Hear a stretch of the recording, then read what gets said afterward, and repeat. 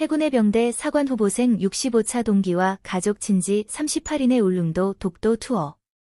가을이 깊어가는 10월 17일 밤늦게 포항 영일만 신항을 출발하여 울릉도와 독도를 둘러보고 20일 밤 9시 넘어 포항으로 돌아왔습니다.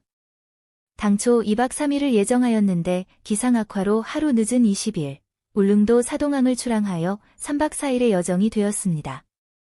10월 18일 오전, 일행은 제작자 커플을 제외하고 독도 동도에 상륙해 그간의 오랜 꿈을 현실로 만들었습니다. 벅찬 감회 때문일까요? 저마다의 포즈로 기념사진을 찍습니다. 독도 저반은 한겨울을 피해 연간 150일 정도 가능하다고 합니다. 일행도 당초 19일 예정한 상륙을 하루 앞당겨 독도 땅에 발을 내디딜 수 있었습니다. 38인은 서울, 대구, 광양 등 지에서 출발해 포항에서 합류하였습니다. 서울역과 수서역에서는 30명 넘는 이들이 오후 4시경 고속열차로 함께 나섰습니다. 소개하는 영상은 제작자가 동승한 서울역발 KTX 내 16인의 모습입니다. 일행은 탑승 후 2시간 반이 지나 포항역에 도착했습니다. 언제 다시 이 같은 모습을 지켜볼 수 있을까요? 오래 기억될 정겨운 장면이 아닐까 하는 생각이 들었습니다. 아울러 참가자의 근영을 담아낼 수 있었던 소중한 기회가 아니었나 싶습니다.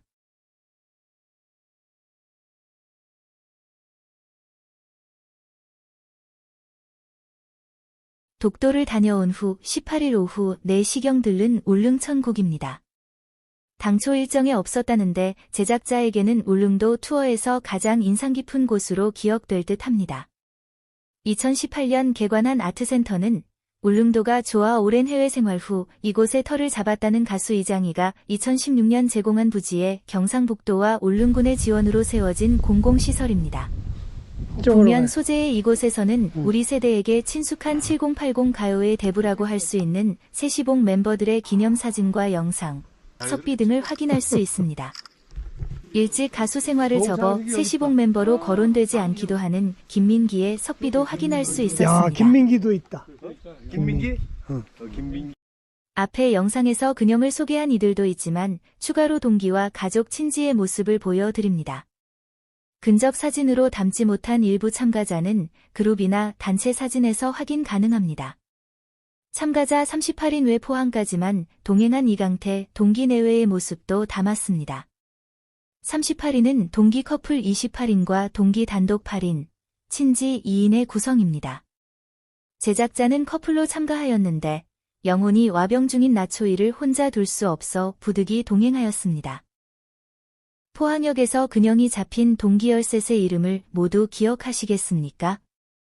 상열, 용태, 화일, 종현, 병은, 영근, 덕우, 규남, 상진, 인석, 경남, 성일, 영렬의 순입니다.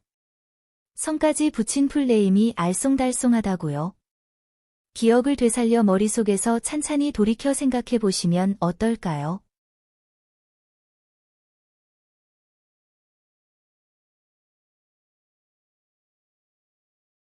이어서 근영이 소개된 5중대의 경우 영근, 경남, 강태, 용태, 상열, 준태 영부인의 순입니다.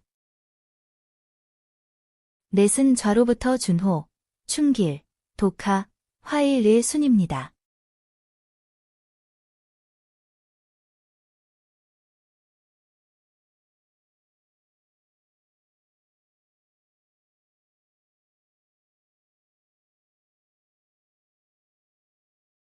가게 앞에서 대구 사는 장환과 광양 사는 준태, 동기 내외가 얘기를 나눕니다.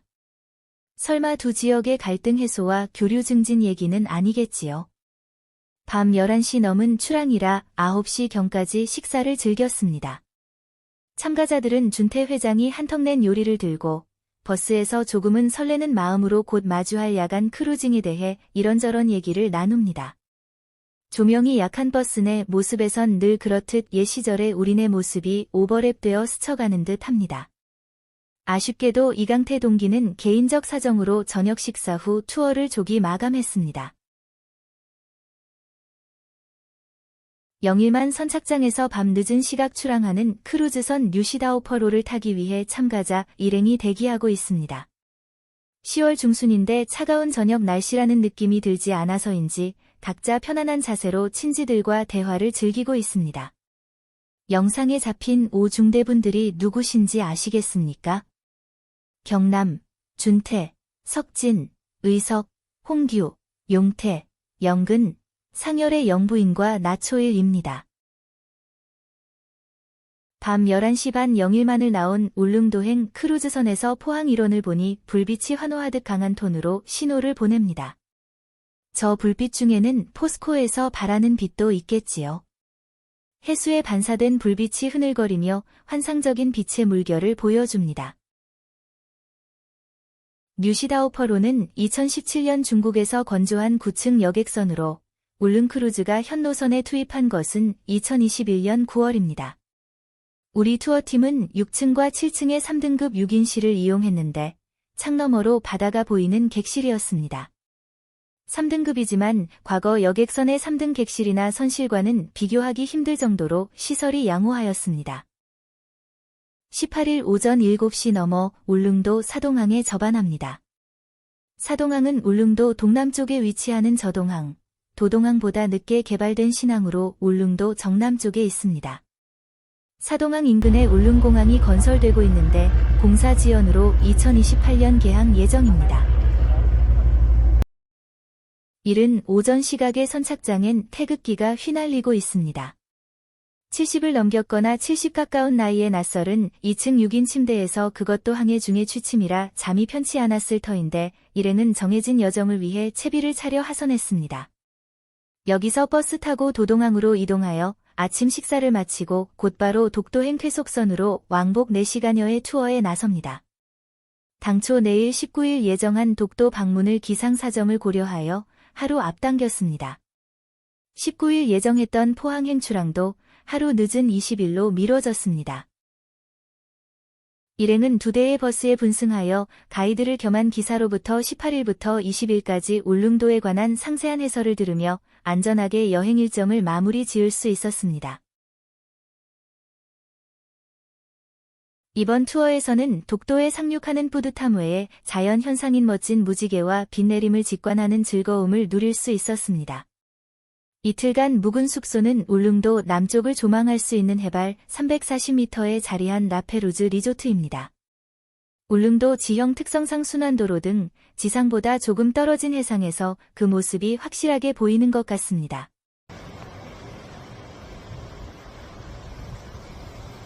울릉도의 첫째 날인 18일 오후부터 바람이 거세지고 구름이 잔뜩 끼는 등 기상이 빠르게 악화하여 예정했던 나리분지 관광도 미루고 저녁 식사 후 숙소로 들어왔습니다. 전날 밤 크루즈선에서의 편하지 못한 수면과 오전의 독도 투어, 오후의 울릉도 관광 등으로 몸이 노곤하여 다수가 일찍 잠자리에 들었던 것 같습니다.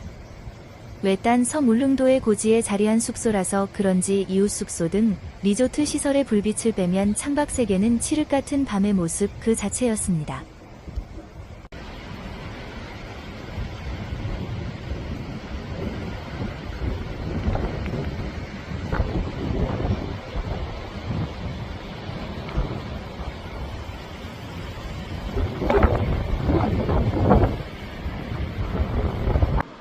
이부자리를 깔고 잠자리에 들려 할 무렵 반복되는 천둥 번개와 창밖의 요란한 소리에 놀라 눈을 돌려 밖을 보니 지붕에서 굵은 물줄기가 한동안 흘러내려옵니다. 이날 내린 비가 적지 않았음은 다음날 이동 중 차창 밖으로 살짝 들여다본 시내 개천에 거세고 늘어난 물흐름을 보며 실감했습니다. 육지와 달리 울릉도는 건기가 없고 계절적 강수량에 큰 차이가 없다고 하는데 이 말을 실감한 하루였습니다. 하룻밤 사이에 앞바다의 모습이 크게 바뀌었습니다. 이 바다 건너 300km 너머에는 일본 시마네현 마스에시가 자리하고 있습니다. 역사적으로 어민과 해적의 활동이 우리보다 활발했던 일본이니만큼 울릉도는 오래전부터 우리와 일본 간의 교류 장소이자 이런저런 갈등을 빚어온 곳이기도 합니다. 백파가 아직 남아있지만 2만 톤급의 선박이라 출항에 큰 문제가 없었던 듯 합니다. 일행이 탄 배는 울릉도 남쪽 해안을 뒤로하고 포항으로 뱃머리를 향합니다. 이 정도 거리이면 성인봉이 보이지 않을까요? 애정보다 2시간 늦은 출항이지만 좋은 추억을 안고 울릉도를 벗어납니다. 바다에서 보니 울릉도가 3000m급 해산의 상층부라는 사실을 실감할 수 있을 만큼 경사급한 산지가 두드러집니다. 울렁거리는 동해 바다 위 크루즈선 객실에서 연근 동기가 승선 후 얼마 되지 않은 낮 시간인데 깊은 잠에 빠졌습니다. 울릉 바다가 연근 동기의 숙면을 재촉한 것일까요? 수준급의 3등 객실이 수직 상승한 우리나라의 위상을 시사하는 한 장면 같습니다. 취침 중인 연근 동기의 머릿속을 스쳐가는 이미지 영상일까요? 18일 오후 느지막이 들렀던 북면 소재 성불사에서의 한 장면입니다. 눈앞에 높이 솟은 송곳봉이 장엄한 모습을 자랑합니다. 해발 430m 안봉의 위용에 잠시 숨이 멎는 듯 합니다. 이 봉우리는 영추산이라고 불립니다. 추산용천수를 이용한 수력발전소가 있는 이곳에 2002년 7월 이곳 출신의 해주 스님이 독도 수호의 염원을 담은 약사열의 대부를 모시고 성불사를 창건하였다고 합니다. 천천히. 국내 종교인의 숫자가 빠르게 줄고 너무 불교도 빨라. 예외가 아니라는데 새 사찰을 건립한 조계종과 해주 스님의 뜻이 가상하기까지 합니다. 울릉도에는 이곳 포함하여 5개 사찰이 있습니다. 인근에는 울릉도 최고 수준의 숙박업소인 힐링스테이 코스모스가 자리하고 있습니다.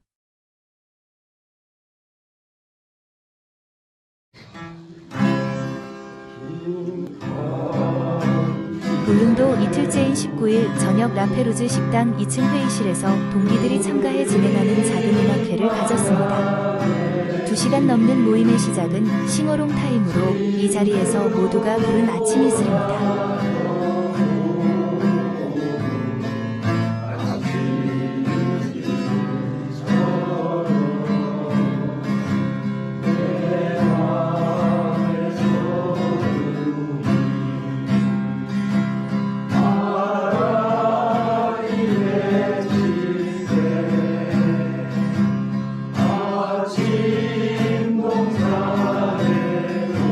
노랫말과 곡을 쓴 김민기님은 얼마 전 우리 곁을 떠났지만 그를 기리는 곳과 설치물은 여러 곳에 있을 듯합니다. 이곳 울릉천국에도 세시봉 멤버 옆에 석비가 세워져 있습니다.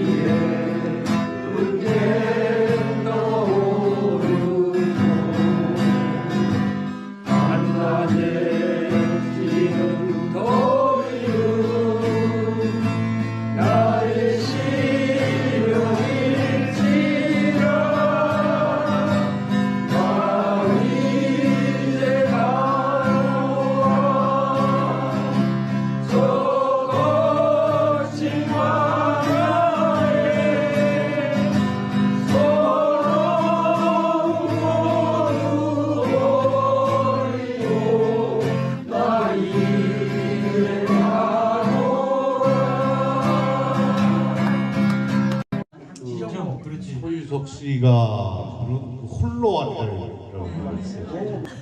이거 원래 저희 국내에서는 안 하고 해외에서만 하는 노래인데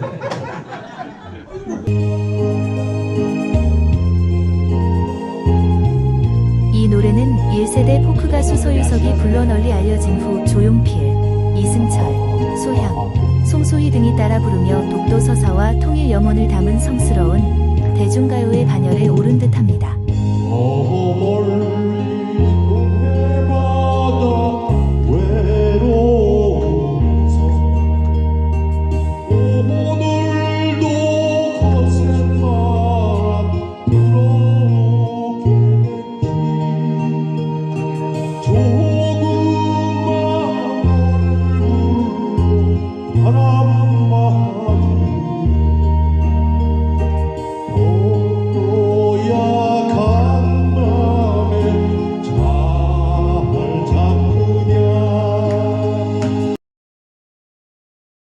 나초일 내외는 18일 오전 저동항의 관해전과 어촌 계공판장 일대를 둘러보는 등 1882년의 울릉도 개척 이후 민족의 애환이 어린 저동항을 돌아보았습니다.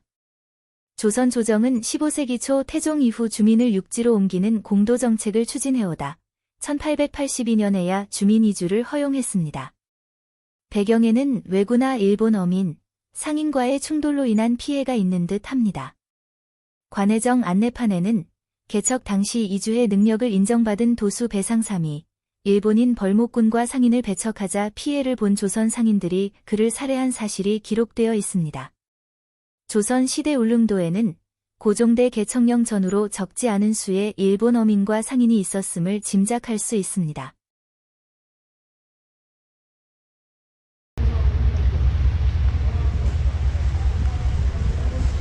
아유, 수고하셨습니다. 아이, 충성. 수고했어. 맛있는 거 먹었어?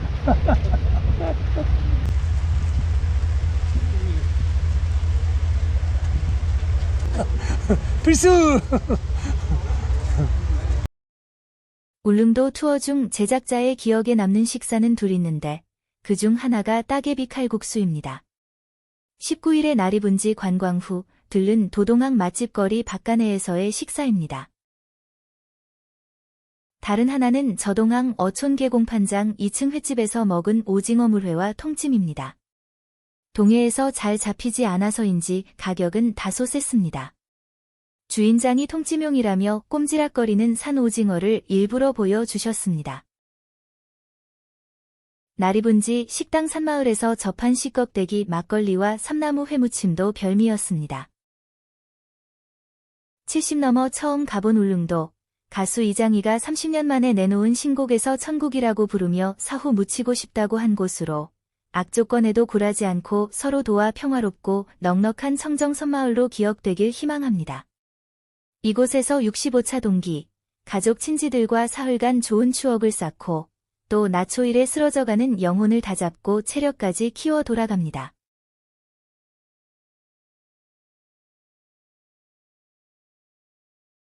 여행 후 기억에 남는 몇 장면을 돌아봅니다.